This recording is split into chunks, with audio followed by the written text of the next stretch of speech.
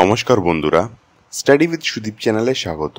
আজকের ক্লাসে আমরা WBPSC practice set number 54 solve করব।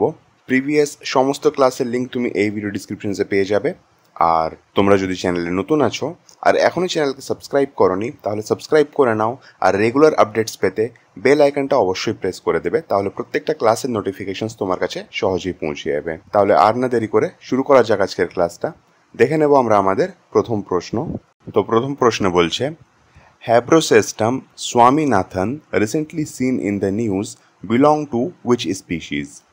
এটা একটা স্পিসিসের নাম রয়েছে, হ্যাব্রোসেপ্টাম স্বামীনাথন। ঠিক আছে, তো এটা কিসের প্রজাতি জিজ্ঞেস করছে আমাদের। তো এটা হয়ে যাবে একটা স্পাইডার বা একটা মাকড়সা। ঠিক আছে, একটা মাকড়সার, এটা একটা স্পাইডারের একটা প্রজাতি।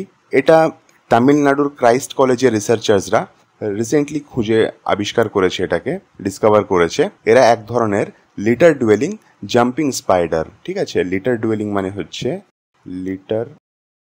মানে হচ্ছে এরা গোবরে বা ওই ধরনের আবর্জনার মধ্যেই কিন্তু এই স্পাইডারগুলো বা মাকড়সাগুলো থাকে। দেখো, যেইটুকু প্রশ্নের ইনফরমেশন প্রয়োজন তোমাদের, সেইটুকুটাই আমি শেয়ার করছি তোমাদের সাথে। এর ডেপথে গিয়ে কোনো লাভ নেই, মানে পরীক্ষাতে তো জিজ্ঞেস করবেই না, তোমাদেরও ফালতু ফালতু বার্ডেন বাড়িয়ে কোনো লাভ নেই। হ্যাঁ, তোমাদের যদি মনে হয় যে কোনো টপিক মানে বিষয়ের ব্যাপারে আমি হয়তো ডেপথে বললাম না, কিন্তু তোমার নিজের জানার ইচ্ছে আছে, সেই সব ব্যাপারের জন্য আমি বলবো যে তুমি সেই পার্টিকুলার টপিকটাকে গুগল করে নিতে পারো। বাংলা ইংলিশ দু ভাষাতেই কিন্তু ইনফরমেশনস অ্যাভেলেবেল আছে গুগলের মধ্যে। ঠিক আছে, তো তুমি সেই টপিকটাকে একটু নিজের পার্সোনাল রিসার্চ হিসেবে দেখতে পারো। আদারওয়াইজ কিন্তু যেইটুকুটা প্রয়োজন, যেইটুকুটা পরীক্ষায় জিজ্ঞেস করবে, আমি সেইটুকুটা তোমাকে এখানে ক্লাসে বলে দেব। ঠিক আছে, সেটা নিয়ে কোনো ভয় পাবে না যে আমি ডেপথে গেলাম না বা আরও আমাকে এক্সপ্লেন করা উচিত ছিল, সেই সব কোনো রকমের কিছু তোমার মানে অসুবিধা হবে না। যেটুকুটা বলছি সেইটুকুটা একটু মন দিয়ে শোনো, মন দিয়ে বোঝার চেষ্টা করো, ইজি হবে ক্লাসটা। ঠিক আছে, ওকে। 2 নম্বর প্রশ্ন দেখব আমরা।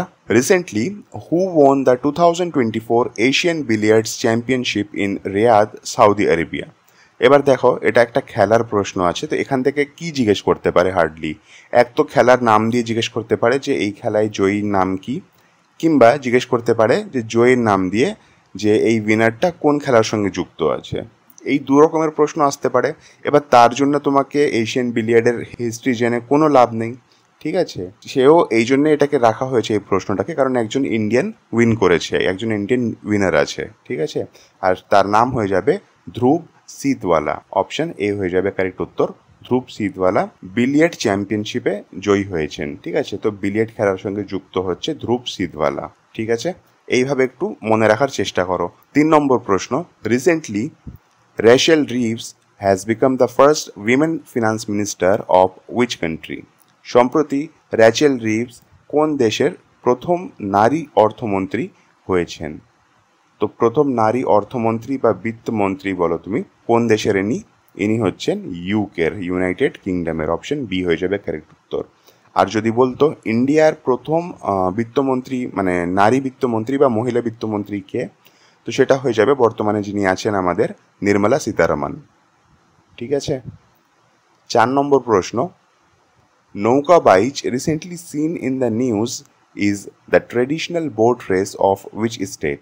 নৌকা বাইচ সম্প্রতি খবরে দেখা গেছে কোন রাজ্যের ঐতিহ্যবাহী নৌকা বাইচ বা নৌকা রেস? ঠিক আছে, এখানে রেস হবে। এটাকে অনেক জায়গাতে কিন্তু বাইচ খেলাও বলে।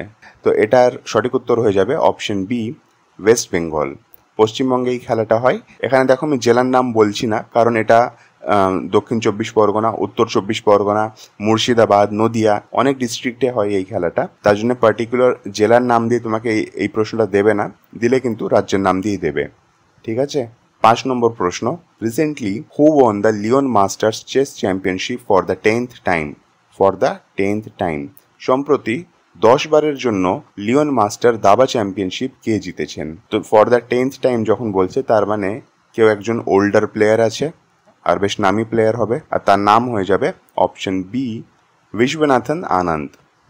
বিশ্বনাথ আনন্দ কিন্তু এটা 10th টাইম উইনার আছে। ঠিক আছে। আচ্ছা, এখানে একটা জিনিস হতে পারে যে যেহেতু দেখো অনেকবার বিশ্বনাথ আনন্দ জিতেছে এই খেলাতে, তার জন্য এখানে কিন্তু লুজার বা যে হেরে গেছে তার নামও কিন্তু জিজ্ঞেস করতে পারে। ঠিক আছে, তো কে লুজ করেছে এই খেলাতে সেটা হয়ে যাবে জাইম সন্তোষ লাতাসা। ঠিক আছে, জাইম সন্তোষ লাতাসা ইনি একজন স্পেনের চেস প্লেয়ার আছেন। ঠিক আছে, স্পেন দেশের চেস প্লেয়ার আছেন। তো এনাকে পরাজিত করে বিশ্বনাথ আনন্দ জয়ী হয়েছেন। 6 নম্বর প্রশ্ন, what is AI washing recently seen in news? খুব ইন্টারেস্টিং এই প্রশ্নটা, খবরেও বেশ ঘোরাঘুরি করছে এই টার্মটা, এক্সামে দিলেও দিতে পারে। এআই ওয়াশিং কি, যেটা সম্প্রতি খবরে দেখা গেছে? এআই ওয়াশিং অ্যাকচুয়ালি আমরা অপশনস দেখার আগে আমি একটু বলে দিই। আজকাল তুমি দেখবে অ্যাডভার্টাইজমেন্টে যে কোনো টেকনিক্যাল জিনিস হোক না কেন সেখানে এআই নাম অ্যাড করে দিচ্ছে। ওয়াশিং মেশিন বিক্রি করছে, তার মধ্যে বলে দিচ্ছে এআই প্রযুক্তির সাথে লোডেড ওয়াশিং মেশিন। এসি বিক্রি করছে, সেখানে বলছে এআই। এমনকি রিস্ট ওয়াচের অ্যাডেও বলছে এআই। আদৌ এআই এর কোনো সেখানে রোল আছে কি নেই, বাট এআই তোমাকে বলে দিচ্ছে। আদৌ সেই জিনিসের মধ্যে এআই আছে, মানে তার মধ্যে ইন্টিগ্রেট করা হয়েছে, তেমন কোনো ব্যাপারই নেই, বাট ফেক, মিথ্যেও বলে দিচ্ছে যে এই মেশিনের মধ্যে বা এই জিনিসের মধ্যে এআই রয়েছে। তো এই ফেক জিনিসটাকে, এই মিথ্যে জিনিসটাকে ইউজ করে যে প্রমোশন করা হচ্ছে নিজের জিনিসপত্রের, তো সেটাকেই বলা হচ্ছে এআই ওয়াশিং। তো এর সঠিক উত্তর হয়ে যাবে option A, it is deceptive promotional practice. Deceptive promotional practice that lie about a product used of AI. ঠিক আছে, মানে এটা একটা ডিসেপটিভ প্রমোশনাল প্র্যাকটিস যেটা কিনা মিথ্যে বলছে নিজের প্রোডাক্টের ব্যাপারে যে তার মধ্যে এআই ইউজ করা হয়েছে। ক্লিয়ার? 7 নম্বর প্রশ্ন, recently which district panchayat in Kerala has constituted a technical committee to address the menace of water hyacinth? Water hyacinth কি হয়? ওয়াটার হাইসিন্থ আমরা কমন ভাষাতে বলে থাকি পুকুরের মধ্যে দেখবে লোকালি যে কচুরিপানা জমা হয়ে যায়, সবুজ সবুজ একটা গাছের মতন সারা পুকুর জুড়ে হয়ে যায়, উৎপন্ন হয়ে যায় গাছের মতন। ঠিক আছে, সেটাকে কচুরিপানা বলা হচ্ছে বা ওয়াটার হাইসিন্থ বলা হচ্ছে। তো প্রশ্ন জিজ্ঞেস করছে, সম্প্রতি কেরালার কোন জেলা পঞ্চায়েত জলের হাইসিন্থ বা ওয়াটার হাইসিন্থকে এটা ট্রান্সলেট করে দিয়েছে, এখানে কচুরিপানা লিখলেও চলতো, বিপদ মোকাবিলার জন্য, মানে ওয়াটার হাইসিন্থ মোকাবিলার জন্য একটি প্রযুক্তিগত কমিটি গঠন করেছে। এখানে জেলার নামটা জিজ্ঞেস করছে আমাদেরকে কেরালার। কেন কেরালাতে হয়েছে এটা আমরা সবাই জানি, খবরে খুবই ঘোরাঘুরি করছে, ইউটিউব হোক, ইউটিউবের নানা চ্যানেল হোক, সেখানেও আমরা দেখতে পাচ্ছি এটা। তো এটা হয়ে যাবে অপশন এ, কোট্টায়াম। ঠিক আছে, কোট্টায়ামে জলের মধ্যে এতটাই কচুরিপানা হয়ে গেছে, এতটাই সেই গাছগুলো মানে জলের উপরে গজিয়ে গেছে যে এবার কিন্তু জলে যে প্রাণীরা আছে তাদের কিন্তু ক্ষতি হতে চলেছে। কিভাবে ক্ষতি হতে পারে? একে তো হচ্ছে দেখো যে তাদের অবধি সানলাইট পৌঁছবে না, কারণ হচ্ছে একটা জলের উপরে একটা লেয়ার জমে গেছে বলে এই গাছগুলো সব সানলাইটকে আটকে দিচ্ছে। তাহলে যে জলের নিচে যে প্রাণীগুলো আছে তাদের যে সানলাইট প্রয়োজন হয় সেটা তারা পাচ্ছে না। প্লাস হচ্ছে জলের নিচে যেসব গাছপালাগুলো মানে গ্রো করে, যেগুলোর উপরে মাছগুলো ডিপেন্ডেন্ট থাকে, সেই গাছপালাগুলোও আর গ্রো করবে না, কারণ সানলাইট পাবে না বলে। ঠিক আছে, তারপরে হচ্ছে সেই সব জলের উপরে নৌকা চলতো। তো এবার যেহেতু জলই ক্লিয়ার নেই, তো নৌকাও ঠিক মতো ইজিলি মানে তার মধ্যে চলতে পারে না। তো এই নানা প্রবলেমগুলো ফেস করতে হচ্ছে তাদেরকে, তার জন্যই তারা একটা কমিটি গঠন করেছে, আর সেটা কোট্টায়াম ডিস্ট্রিক্ট হবে কেরালার। ঠিক আছে। 8 নম্বর প্রশ্ন, what is junk DNA recently mentioned in the news? এবার জাঙ্ক ডিএনএ সম্প্রতি খবরে দেখা গেছে বলতে পারি, কিংবা জাঙ্ক ডিএনএ একটা বায়োলজিক্যাল টার্ম, যারা জুলজি অনার্স করেছো তারা এটা অবশ্যই জানবে। জাঙ্ক ডিএনএ হচ্ছে এমন একটা ডিএনএর পোর্শন, মানে বডিতে তো আমাদের ডিএনএ রয়েছে, তো সেই লম্বা সুতোর মতো জিনিসকে যখন চেক করা হয় কিছু রিজন পাওয়া যায় যারা কিন্তু মানে কোনো প্রোটিনের জন্যই কোড করে না। একটা ডিএনএ ধরো নাও, এই যে সুতোর মতন একটা ডিএনএ আছে, এর তিনটে করে এখানে কোডন থাকে। ঠিক আছে, এই তিনটে ট্রিপলেটসকে কোডন বলা হয়। এরকম করে পুরোটাতে ধরো কিছু না কিছু লেখা থাকে, ধরো নাও ATGC এইভাবে সমস্ততে লেখা থাকে। ঠিক আছে, ডিএনএর গায়ে। এবার এই সবকট ATGC এই চারটেই কিন্তু তোমরা জানো যে এগুলো হচ্ছে কেমিক্যাল। এই প্রত্যেকটা তিনটে করে এরা ম্যাচ করে যায়, আর এরা একটা প্রোটিনের ফরমেশন করে, যেটা আমাদের বডি আবার ইউজ করে কোনো না কোনো রূপে। ঠিক আছে, কিন্তু ডিএনএর কিছু রিজন হয়, ধরে নাও যে এইটুকু রিজনটা, যে এরা কিন্তু কোনো জিনিসের জন্য কোড করে না, এরা কোনো প্রোটিনের জন্য কোড করে না। তো এই নন কোডিং রিজনটাকেই আমরা বলে থাকি জাঙ্ক ডিএনএ। সেই নন কোডিং রিজনকে আমরা বলে থাকি জাঙ্ক ডিএনএ। তো অপশন বি হয়ে যাবে কারেক্ট উত্তর। Non coding region of DNA is called junk DNA. ঠিক আছে, বায়োলজিতেও এই প্রশ্নটা দিতে পারে, কিংবা নিউজ কারেন্ট অ্যাফেয়ার্স থেকেও এই প্রশ্নটা তোমাকে জিজ্ঞেস করতে পারে। 9 নম্বর প্রশ্ন দেখব আমরা। নাগার্জুন সাগর Srisailam Tiger Reserve NSTR recently seen in the news is located in which state? সম্প্রতি খবরে দেখা নাগার্জুন সাগর শ্রীশৈলম টাইগার রিজার্ভ কোন রাজ্যে অবস্থিত? তো নামটা একবার দেখে নাও ভালো করে।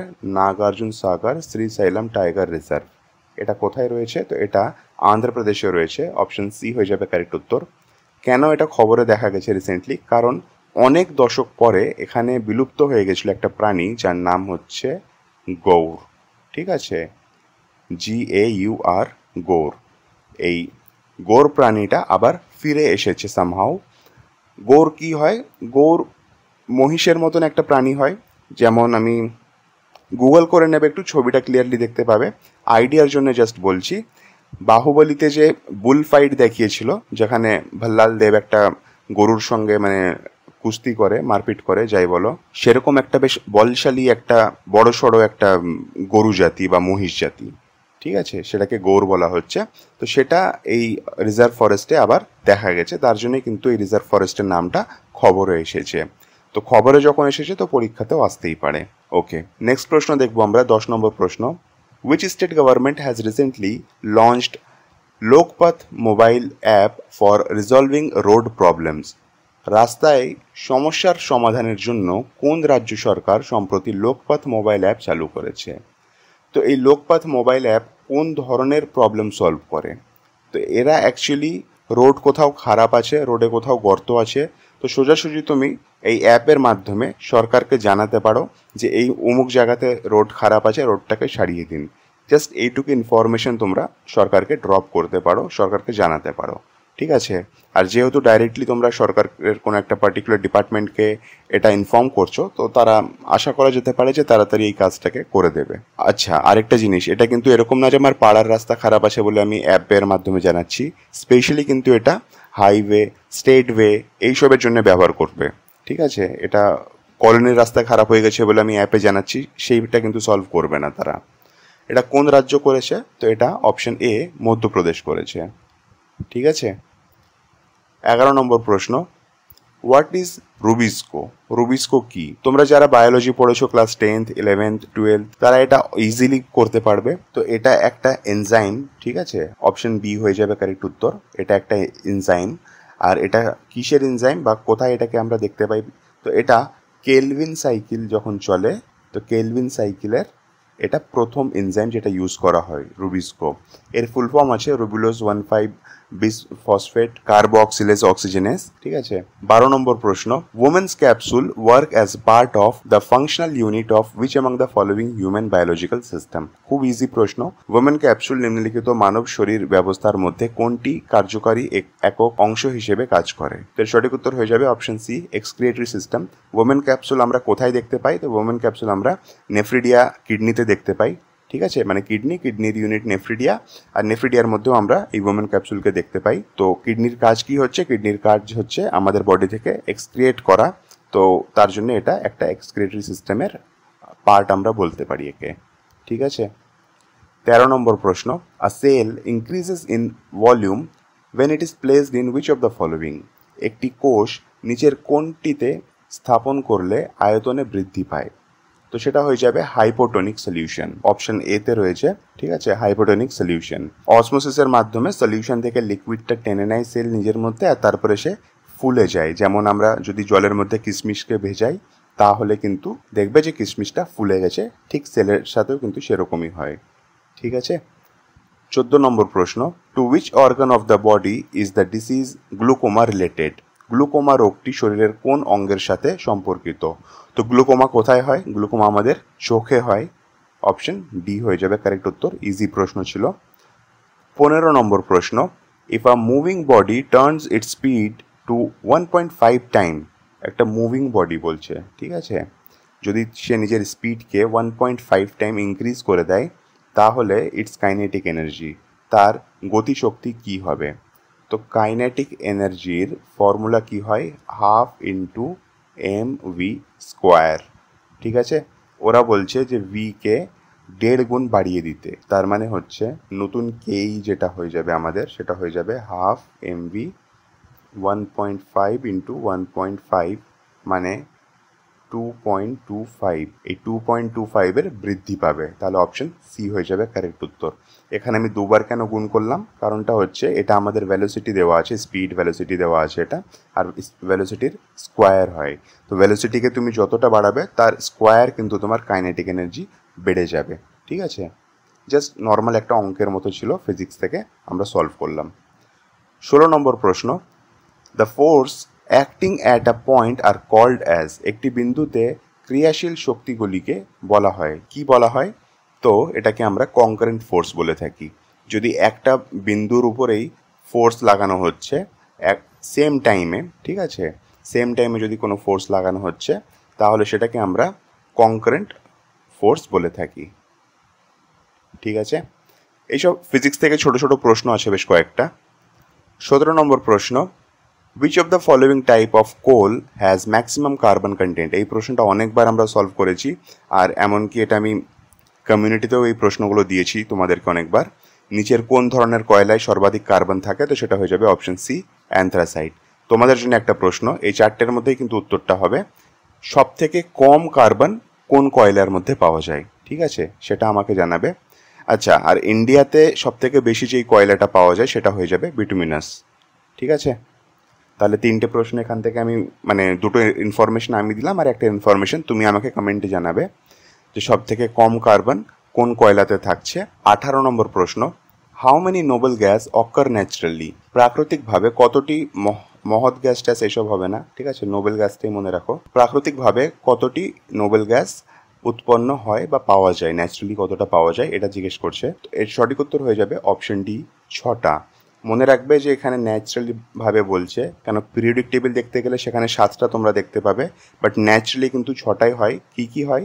প্রথমে হচ্ছে হিলিয়াম, তারপরে হবে নিয়ন, তারপরে হবে আর্গন, তারপরে হবে তোমার ক্রিপ্টন, আর তারপরে হবে তোমার জেনন, আর সব থেকে লাস্টে যেটা হবে সেটা হয়ে যাবে রেডন। ঠিক আছে, 1 2 3 4 5 6। এরা কোথায় থাকে? তো এরা গ্রুপ 18-এ থাকে। আর এদেরকে কি বলি আমরা? এদেরকে নোবেল গ্যাস বলি। কেন নোবেল গ্যাস বলি? কারণ এরা কারো সঙ্গে রিয়্যাক্ট করতে চায় না, কারণ এরা ফুলফিল্ড থাকে, এদের ইলেকট্রন কনফিগারেশনটা ফুলফিল্ড থাকে, তার জন্য এরা খুব কম মানে লেস রিয়াক্টিভ হয়, এরা কোনো রিয়াকশনে খুব একটা পার্টিসিপেট করতে চায় না। ঠিক আছে, 19 নম্বর প্রশ্ন, which among the following is not an example of emulsion? নিচের কোনটি ইমালশনের উদাহরণ নয়? কি কি রয়েছে অপশনে? বাটার দেখতে পাচ্ছি আমরা, বাটার রয়েছে, চকলেট মিল্ক, কার্ড আর হুইপড ক্রিম।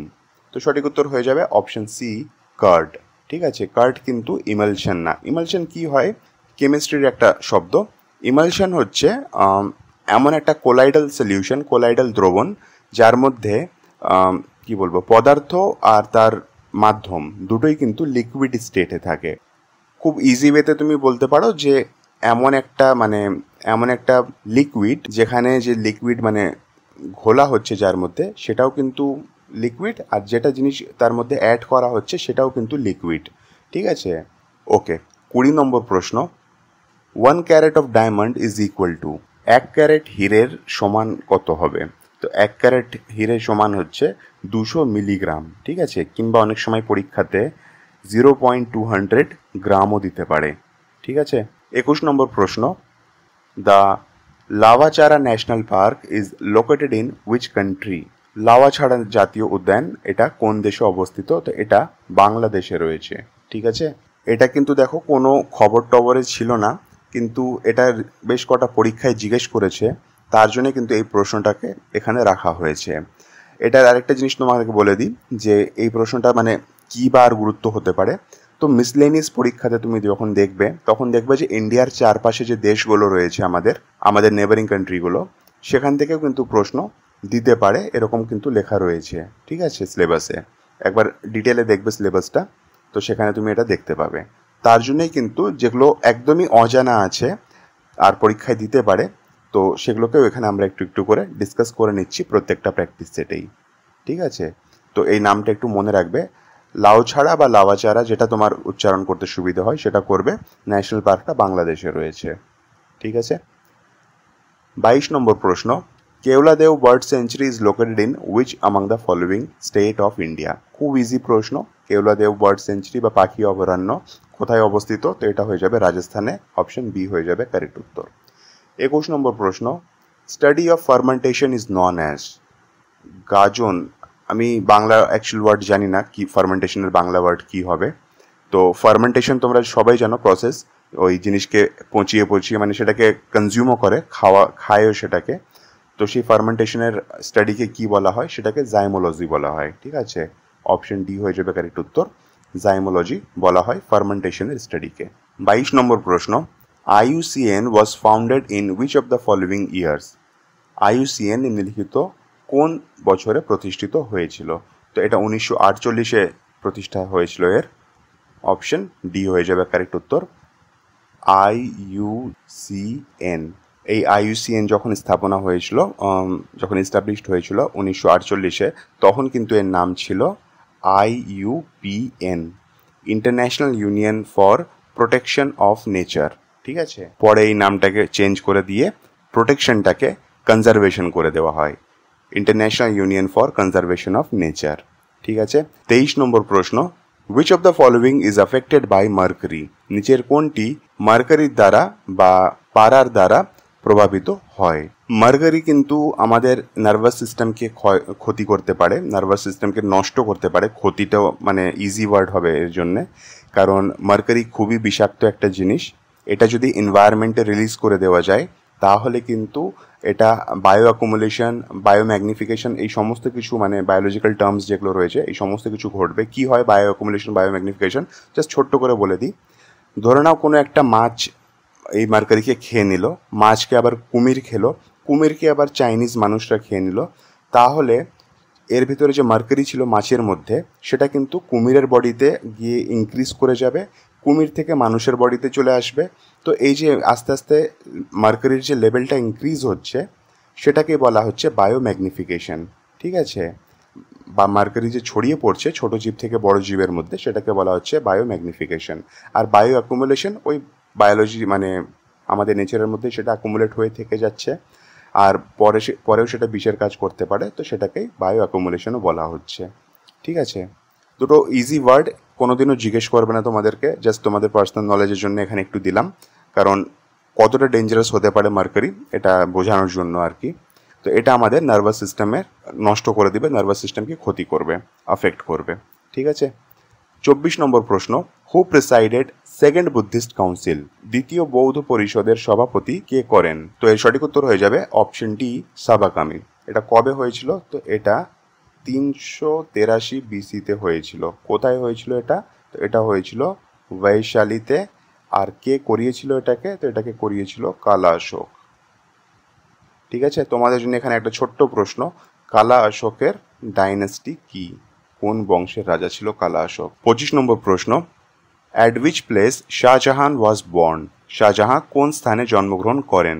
তো এর সঠিক উত্তর হয়ে যাবে অপশন সি, লাহোর। লাহোরে শাহজাহার জন্ম হয়। ঠিক আছে।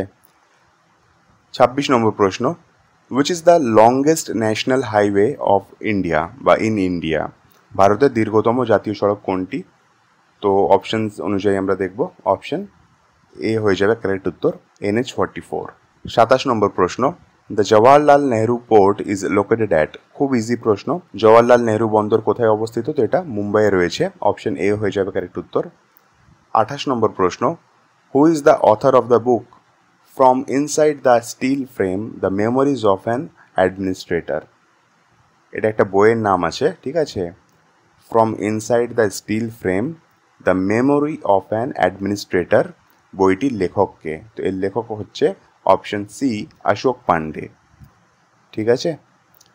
29 নম্বর প্রশ্ন, which among the following live tissue of the human eye does not have blood vessels? নিচের কোনটি মানুষের চোখের জীবন্ত টিস্যুতে রক্তনালী নেই? তো এর সঠিক উত্তর হয়ে যাবে অপশন বি, কর্নিয়া। আমাদের কর্নিয়াতে কিন্তু কোনো ভাবের ব্লাড ভেসেলস নেই।